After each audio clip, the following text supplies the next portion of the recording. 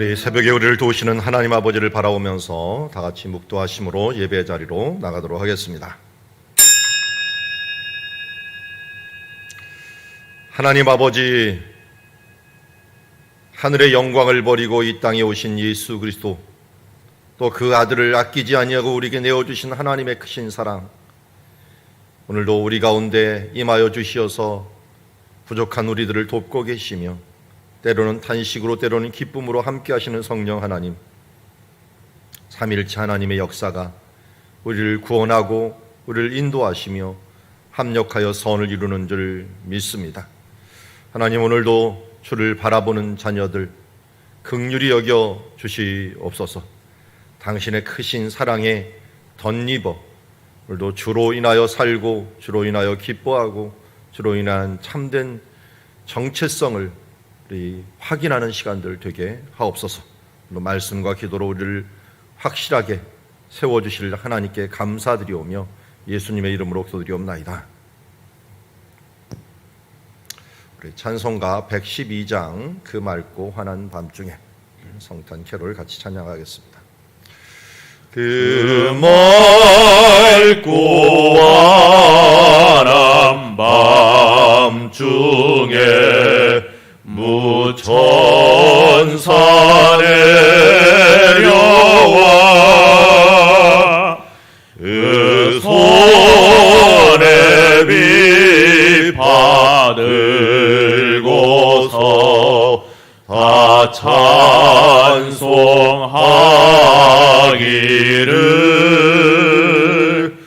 평강의 왕이 오시니 다 평안하여라.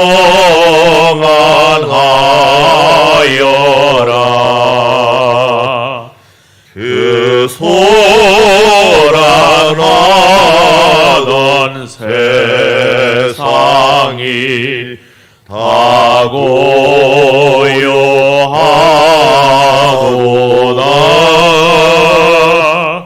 무천사 날개 펴고서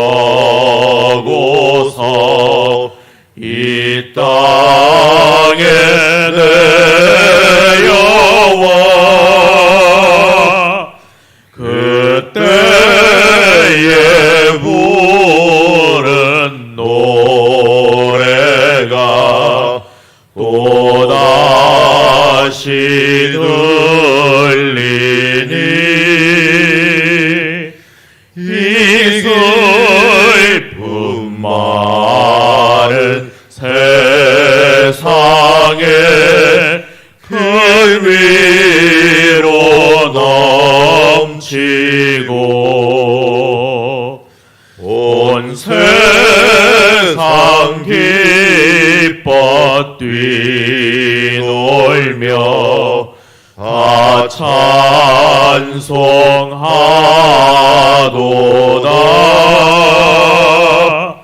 이 괴로움 많은 세상에 짐지고 가는 자, 그 험산 준령 넘느라 온몸이 곤하나 이 죄악 세상 살 동안 새 소망 가지고 저 천사 기쁜 찬송을 들으며 쉬어라. 옛 선지에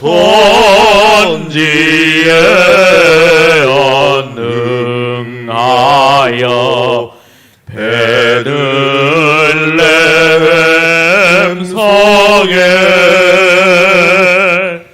주 예수 탄생하시니 하시니 온 세상 구주라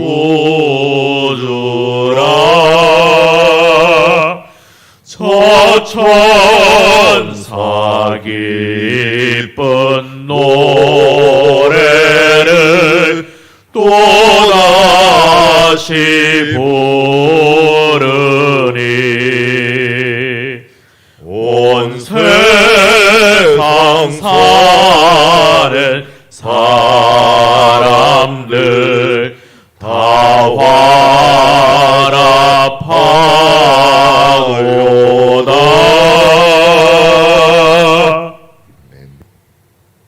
우리 수요일 날 우리 교육과 훈련을 위하여 기도하며 나갑니다. 전당풀팔 교육이 시작되고 있는데요. 우리 이것을 통해서 복음을 전하는 교회가 되게 하여 주시옵소서. 또한 은혜 나누는 성경 통독과 감사 나눔 큐티 나눔반이 은혜 중에 마무리될 수 있도록 하여 주시고, 우리 어제부터 계속되고 있는 교육자 수련을 통해서 우리 한 해를 계획하고 또 한 해를 잘 마무리할 수 있도록 위해서 기도해 주시고, 기쁘고 즐거운 성탄 우리 맞이할 수 있도록 위하여 함께 기도하며 나가도록 하겠습니다. 하나님 아버지 감사합니다. 오늘도 교육과 훈련을 위하여 기도하며 나아갑니다. 주님, 백년지 대계의 이 교육이 정말 주님 안에서 바로 서야 될 줄 믿습니다. 우리 각 교육 부서들 주님께서 붙들어 주시옵시고, 유치부, 유초등부, 중고등부, 청년부에 이르기까지 하나님의 은혜를 베풀어 주시어서 이들이 주님 안에서 바른 교육들을 통하여 하나님 앞에 세워지게 하여 주실 뿐만 아니라 주님, 우리 장년부들 또 전독발 교육이 계속되고 있습니다. 주여 2월까지 되는 주님의 이 역사에 하나님께서 역사하여 주시고 함께하여 주시기를 원하옵나이다. 또한 우리 소통을 통하여 우리 코로나 중에서도 성도들이 하나 되는 시간 허락하여 주심을 감사드립니다. 성경 통독과 감사 나눔과 큐티 나눔들을 통하여 은혜 중에 풍성한 나눔이 계속될 수 있도록 아버지 붙들어 주시고 인도하여 주시옵소서. 주여 교육자 수련을 통하여 또한 하나님 안에서 결산과 우리 교육부서의 결산과 또 앞으로의 모든 주여 일들 2021년이 주님 은혜 가운데서 계획되게 아버지 도우시고 인도하여 주시옵소서. 우리에게 주신 기쁘고 즐거운 성탄이 하나님의 맞이할 수 있도록 아버지 도와주시옵시고, 이를 위하여 주여 오늘도 이제 수고하고 행하는 모든 일들을 통하여 하나님께 영광, 우리에게는 이 땅에 기뻐하심을 입은 사람들에게 하나님의 평화가 있어지는 귀한 성탄이 될 수 있도록 아버지 붙들어 주시고, 성도가 하나 되는 귀한 시간 될 수 있도록 은혜 베풀어 주시옵소서.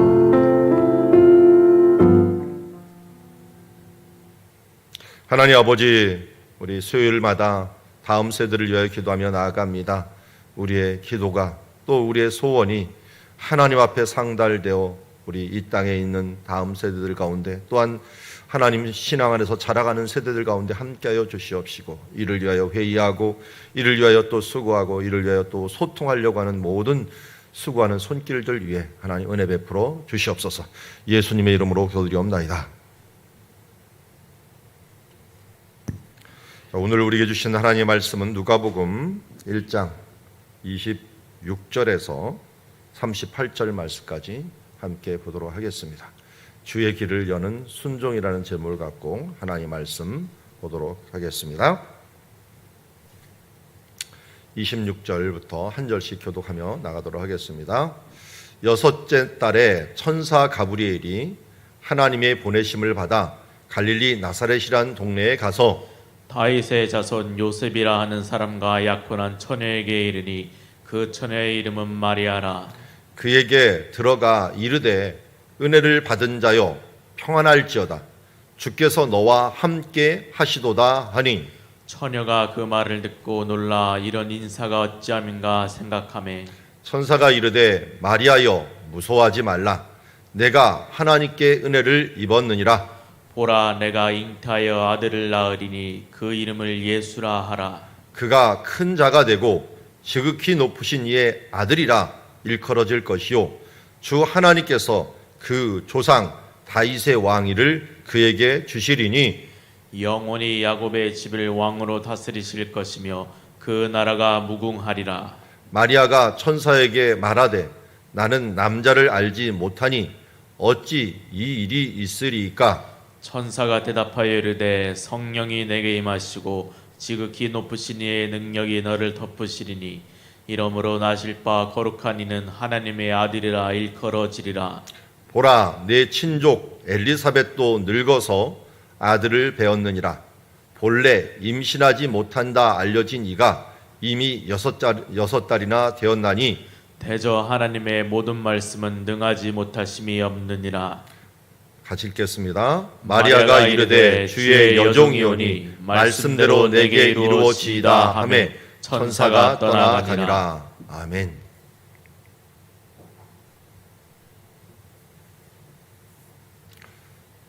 여기 두 분이 있네요. 올해 연초에 찍어온 사진들입니다. 성지에 가서 가브리엘이 마리아를 만나갖고 지금 수태를 고지하는, 그래서 이곳에 있는 교회를 수태 고지교회다 이렇게 이름을 부르게 됩니다. 이 여섯째 딸이라고 하는 것들은 오늘 본문을 읽어보니까 어떤 여섯째 딸을 의미합니까? 엘리사벳이라는 사람이 세례 요한을 임신하게 되죠. 임신한 지 6째 딸에라고 얘기하고 있습니다. 그래서 오늘 뒷부분에도 보면은 36절에 끝에 보니까 아예 앞에부터 나오죠. 친족 엘리사벳도, 그리고 끝에 가선 이미 6살이 되었나니라고 얘기하고 있죠. 그래서 앞에 보면은 이 연속성상에 있는 겁니다. 그러니까 구약과 신약, 또 이 신약에서도 세례 요한과 예수님의 연속을 이렇게 기록하고 있습니다. 누가는 이방인이다 보니까 태어나는 것에 대해 관심이 많았어요. 이방인들은 탄생, 그때마다 헬라에서는 어떻게 사람이 나왔느냐 하는 것들이 굉장히 신비스럽게 또 여겨졌죠. 그래서 이 신화들 보면은 어떻게 생겼는가, 뭐 예를 들어서 아테나 같은, 아테네의 신인 아테나 지혜의 여신인데요. 지혜의 여신이니까 제우스의 머리에서 태어났대요. 머리를 이렇게 짜개고 거기서 태어난, 그러니까 지혜이니까 머리에서 태어났다 이렇게 얘기도 하고, 비너스 같이 뭐 예쁜 사람은 하늘과 땅 사이에, 신들 사이에 거기서 뭐 성기가 잘라져 갖고 바다에 던졌는데 거기에서 그 거품으로 태어난 여인이 비너스다, 뭐 이런 식으로 얘기를 하고요. 그만큼 태어난 것들을 소중히 여기는 게 이제 헬라 사람들의 그런 이야기들이 많이 있는데, 유대인들은 태어난 것들을 그렇게 중요시 여기지는 않아요. 태어난 것보다 어느 계열로 왔느냐 하는 부분들이 더 소중하죠. 그러니까 요셉을 강조를 했고, 우리 누가복음에서는 그를 태어나게 한 이야기, 마리아가 들려준 이야기들을 아주 자세히 기록되었고, 또 엘리사벳 이야기까지도 자세히 기록한 것을 보게 됩니다. 자, 천사 가브리엘이 하나님의 보내심을 받아 갈릴리 나사렛이라는 동네에 가서 다윗의 자손 요셉이라는 사람과 약혼한 처녀, 그러니까 결혼한 것도 아니고 약혼해서 한 1년간을 같이 그 집안에서 같이 살게 되거든요. 그러면서 그 처녀의 이름은 마리아다라면서 동정녀 마리아에게 왔다라고 얘기합니다. 우리가 사도신경에서 동정녀 마리아라고 하는 말을 강조하는 이유는 우리 지난주 말씀을 했듯이 이제 사람과 사람의 DNA가 섞여서 태어나는 수정체가 아니라 하나님이 창조하신 제2의 아담, 두 번째 아담, 왜요? 죄가 없으시기 위해서, 죄가 없으시기 위해서 처녀라는 마리아에게 찾아와서 태어나시게 되었습니다. 그러면서 오늘 이 가브리엘이 와갖고 28절에 이야기하는 것을 봅니다. 우리 구약 성경에 가브리엘이 딱 나온 게 이 다니엘서였는데, 여기서 그 다니엘서에 이어서 누가복음에서도 가브리엘이라는 천사를 이야기하고 있습니다. 그가 나와서 좋은 소식을 주로 많이 전하는데요. 은혜를 받은 자여 평안할지어다, 주께서 너와 함께 하시도다. 우리 지난주 말씀 중에 하늘과 땅 차이라고 하는 그런 제목으로 제가 한 주제를 전했는데요. 우리 생각과 하나님의 생각에 은혜라고 하는 것, 또 하나님의 평안이라는 게 많이 틀릴 수가 있어요. 우리는 평안이 어떤 것입니까? 아무 일도 안 일어나면 평안하다라고 생각하는데, 하나님의 계획은 어때요?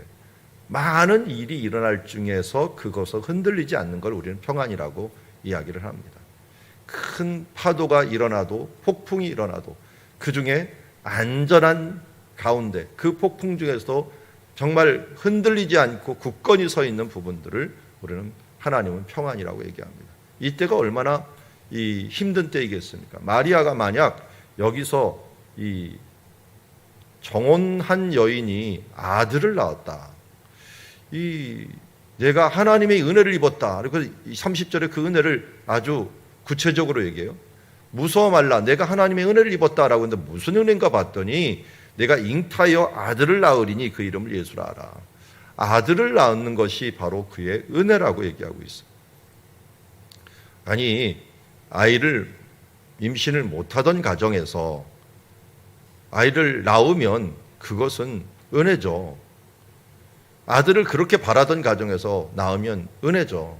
그런데 처녀가 아들을 낳으면 이게 은혜입니까? 이건 큰 재앙이죠. 이 시대는 그것도 정혼한 여인이 잉태를 해버리면 이거는 죽음입니다. 죽음. 그리고 이걸 은혜라고 얘기를 해야 되는가? 이게 평안이라고 얘기해야 되는가? 라고 이야기하고 있는 것을 봅니다. 다시 말씀드리지만 우리는 우리의 생각의 눈으로 이 땅을 바라보면 안 됩니다. 나에게 왜 이런 일이? 이렇게 마리아가 생각할 수도 있었겠죠. 하필이면 나에게. 그러나 이것을 통하여 하나님의 나라를 이루겠다라고 하는 것들에 보면은 이것은 큰 은혜를 받은 것입니다. 성경에서 기도원을 부를 때 천사가 이 포도주 틀에서 타작을 하고 있는 기도원을 만나고 딱 하는 말, 첫 번째 하는 말이 큰 용사여라고 얘기를 해요. 기도원은 굉장히 소심한 사람이었고 이 미디안 사람들한테 자기 곡식을 빼앗길까봐 타작마당에서 타작은 못하고 포도주 틀 조그만 데서 발로 비비면서 누가 오나 하는 것을 쳐다보고 마음 조려하던 이 친구가 하나님 앞에서 큰 용사다라고 하는 이런 칭호를 받게 되는 모습을 보게 됩니다. 그러니까 그는 그걸 이해할 수가 없었어요. 내가 어떻게 큰 용사냐? 우리 사정이 이런데 하나님이 살아계시다면 우리가 이렇게 지금 비참하게 타작을 이렇게 몰래 해야 되느냐 하는 그런 말을까지도 천사에게 하는 모습을 보게 됩니다. 그런데 하나님의 은혜, 하나님의 이 능력, 이 부분들은 우리의 생각을 뛰어넘는 것을 보게 됩니다. 그래서 저는 믿습니다. 로마서 8장 28절 말씀처럼 하나님을 사랑하는 자, 그 뜻대로 부르심을 입은 자들에게는 모든 것이 합력하여 선을 이룬다. 오늘 우리에게 주신 이 시간들이, 우리에게 주신 이 상황들이, 이 코로나19라고 하는 이 상황들이 하나님께서 우리에게 주신 최선의 시간인 줄 믿습니다. 그러기에 이 일들에 대해서 우리가 어떤 태도를 취해야 되느냐? 하나님의 은혜의 시간이다. 이것이 하나님께서 우리에게 주신 최고의 평안을 누릴 수 있는 시간이다 라고 하는 이 믿음의 눈으로 이 세대를 바라볼 수가 있어야 될 줄 믿습니다. 왜냐하면 여기 보니까 잉태하여 낳는 아들을 32절에 보내 큰 자가 되고 지극히 높으신 이의 아들이라 일컬어질 것이요 주 하나님께서 그 조상 다윗의 왕위를 그에게 주시리라. 우리는 위기라고 생각하고 죽음이라고 생각하는, 이건 우리는 소망이 없어라고 생각하는 그 시기가 바로 하나님께서 주시는 은혜의 시기요, 그 시기가 예수 그리스도께서 오시는 시기요, 그 시기가 전능하신 지극히 높으신 이의 하나님의 아들이 바로 우리 가운데 임하시고 예언대로 다윗의 그 위를 우리에게 주시는 때다라고 말씀하고 있습니다. 최악이라고 여겨질 때, 죽음이라고 여겨질 때, 그때가 은혜의 시간이요, 그때가 하나님의 놀라운 권능이 나타날 시간이라는 사실들을 우리는 잊지 말고 믿음의 눈을 떠서 하나님의 뜻을 바라볼 수 있고 그 뜻을 우리가 받아들일 수 있는 귀한 믿음의 눈을 가지신 귀한 그리스도인들이 되기를 주의 이름으로 축원합니다.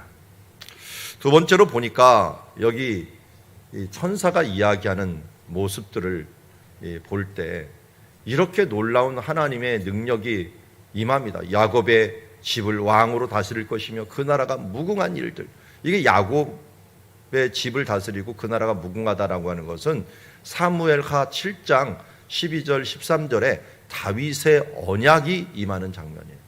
다윗이 하나님 여호와의 집을 지을 때 하나님께서 어떻게 했습니까? 내가 나를 집을 짓겠느냐? 내가 너의 집을 짓겠다. 너의 집안을 세울 것이다 하면서 너의 뒤를 이어서 왕이, 내 아들이 너희 뒤를 이어서 왕이 될 뿐만 아니라 내 자손, 내 뒤에 있는 아들 중에 하나가 영원한 이 나라를 다스리는 그 영원한 권세를 가지게 될 것이다 라고 했는데, 바로 그분이 다윗의 후손인, 후손이라는 말하고 자녀라고 하는 말하고 똑같았죠.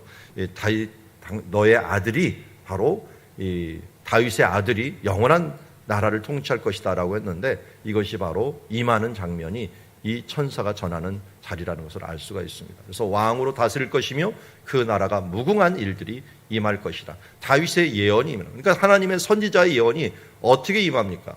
사람을 통하여 임합니다. 어떻게 임합니까? 어떻게 보면은 은혜를 통하여 임하는데, 이 은혜가 우리 생각과는 다르게 임합니다. 예수님이 태어나는 것도 다르고요, 마리아를 통하여 오는 것도 우리 생각과는 다릅니다. 그러나 이미 하나님께서 다 알려주셨지만, 처녀가 잉태하여 아들을 낳으리라 라고 하는 것들을 알려주셨지만 사람들은 듣고 싶은 것만 들어요. 그러다 보니까 하나님의 뜻이 무엇인가는 그렇게 귀 기울이진 않다가 그것이 이루어질 때 산고를 겪는 것처럼 힘들어하는 모습을 보게 됩니다.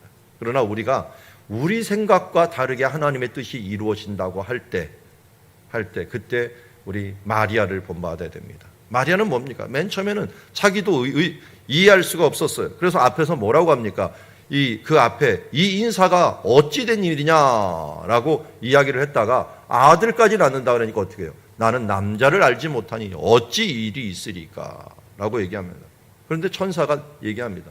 그에게 이야기하기를 설득을 하는 거죠. 성령이 내게 임하시고 지극히 높으신 이의 능력이 너를 덮으리니 이름으로 나실 바 거룩한 일은 하나님의 아들이라 일컬을 것이다. 결국 무엇으로 된다는 거예요? 성령이 되지. 지극히 높으신 이의 능력, 성령의 능력이 너에게 임함으로 말미암아 이 모든 것이 가능하다. 그래서 예까지 들어줍니다. 엘리사벳도 그런 예를 앞에 이미 내가 행하였고 길을 준비하였다라고 얘기합니다. 그러면서 37절 말씀, 아주 멋있는 말씀을 우리에게 하시죠. 우리 같이 한번 읽어볼까요? 대저 하나님의 모든 말씀은 능하지 못하심이 없느니라. 아멘. 사도 바울은 이거를 바뀌어서 믿는 자에게 능치 못함이 없느니라. 대저 하나님의 모든 말씀은 능하지 못하심이 없느니라. 능치 못함이 없느니라. 성령의 능력이 우리 가운데 임하시면 능치 못함이 없는 줄 믿습니다. 하나님은 질서를 중요시 여기지만 때로는 질서를 뛰어넘어서 기적으로 하나님께 역사하실 때도 있다는 것입니다. 어느 때요? 말씀의 능력으로 천지를 창조하신 하나님이 우리 주 예수 그리스도를 우리에게 보내시는 방법에 있어서는 세상의 방법대로 행하다가는 죄를 대신할 수 없기에, 하나님이 육신을 입고 오실 수 없기에, 그러기에 새로운 방법, 우리가 도저히 생각할 수 없는 방법을 사용하셨고, 그때 한 여인이 이것을 받을 수 있느냐 없느냐가 선지자의 예언을 이루느냐 하나님의 뜻을 이루느냐 하는 부분인데, 이 마지막 말이 결국은 그 뜻을 마리아가 받아들입니다. 만약 마리아가 아니었다면 다른 사람이 받았겠죠. 왜냐하면 나중에 우리 에스더서를 보면은 모르드게가 이야기를 하죠. 내가 만약 이때를, 내가 그 지위에 오른 것이 이때를 위함이 아닌지를 누가 알겠느냐. 내가 만약 이것을 거절하면 우리 유다 족속들은 하나님의 다른 방법으로 구원을 받겠지만 너와 내 집은 망하리라. 하나님께서 쓰시겠다고 하는데 내 에스더야, 내가 쓰임을 받지 못한다면 너는 쓸모없이 버려질 것이다 라고 모르드게가 반협박이자 또 믿음의 고백을 하는 모습을 보게 됩니다. 마리아는 이때 정말 여기에 있는 이 말 주의 여종이 오니 말씀대로 내게 이루어지다 라고 하는 것은 정체성과 각오를 이야기하고 있어요. 정체성은 뭐냐면 내가 누구냐라고 하는 거예요. 내가 누구냐? 주의 여종이다. 주의 여종이고, 이 주의 여종이라는 것들에는 많은 것이 포함되어 있어요. 하나님을 믿는 사람이라는, 하나님의 능력을 내가 믿습니다. 하나님 말씀하신 대로 능력이 나타나는 것을 내가 믿습니다. 그리고 나는 종입니다. 하나님을 알고 내 위치를 압니다. 그러다 보니까 뭡니까? 하나님의 말씀대로 내게 이루어지이다. 말씀대로 이루어지이다라는 말을 에스더서로 바꾸면 뭐라고요? 죽으면 죽으리이다. 죽으면 죽으리이다. 하는 이 각오로서 이 말씀을 받아들이는 모습을 보게 됩니다. 여러분, 오늘 한 여인의 그 놀라운 순종과 믿음의 결단으로 천사가 주신 하나님의 말씀뿐만 아니라 선지자들이 그렇게 이야기했던 그 말씀들이 이루어지는 모습을 보게 됩니다. 오늘 두 가지 주제를 봅니다. 하나님의 은혜. 은혜가 무엇인가? 바로 예수 그리스도가 한 사람을 통하여 이 땅에 온 것입니다. 마리아가 그런 면에서 내가 복 있는 자요, 큰 은혜를 받은 자라고 이야기하고 있습니다. 예수 그리스도를 품은 여인이 되었기 때문입니다. 그런데 이 은혜라고 하는 것들이 우리의 세상적인 기준의 은혜가 아니라 예수 그리스도를 보배를 품으신 지극히 높으신 아들 그분을 잉태하는 것 자체만으로도 하나님에서 큰 영광인데, 우리는 그 예수 그리스도, 살아계신 예수 그리스도를 우리 몸 안에, 우리 질그릇 같은 우리가 보배로운 예수 그리스도를 받게 되었으니, 이 또한 하나님의 큰 은혜가 아니고 무엇이겠습니까? 완성된 예수 그리스도, 그분을 우리는 잉태 정도가 아니라 우리를 품고 영원토록 살고 있으니, 이 얼마나 큰 은혜이고, 성령의 전이 되었던, 전이 된 우리들이야말로 하나님 앞에서 마리아보다 더 복된 자가 아니고 누구게 있습니까? 마리아를 향하여 복된 자라고 얘기를 했다면, 우리는 예수 그리스도가 우리 가운데 오시고 우리가 영접하는 자, 곧 그 이름을 믿는 자들에게는 하나님의 자녀가 되는 권세를 주신다고 했는데, 우리가 예수 그리스도를 영접하고 그와 함께 임마누엘 하시는 그 주님과 함께 살아가는 것이야말로 우리가 가장 큰 은혜를 받은 것이라는 것, 사실들을 잊지 마시기 바랍니다. 다른 은혜를 구할 필요가 없어요. 사실은 다른 은혜가 너무 작아 보입니다. 왜요? 마리아가 큰 은혜를 받은 자라든다면 우리는 더 큰 은혜를 받은 자요, 우리 예수 그리스도가 나와 함께하는 이것 하나만으로도 우리는 모든 천하 만물을 얻은 것과 동일하기 때문에 그렇습니다. 다른 것을 찾아 헤매지 말고 우리 가운데 오신 예수 그리스도께 감사하며 영광 돌리며 그로 인하여 기뻐하는 삶들이 우리 살아가는 그 믿음의 눈이 띄어지는 우리들이 되기를 원합니다. 또한 하나님의 뜻이 이 땅에 이루어지기를 위하여 예수님께서 기도하라고 얘기합니다.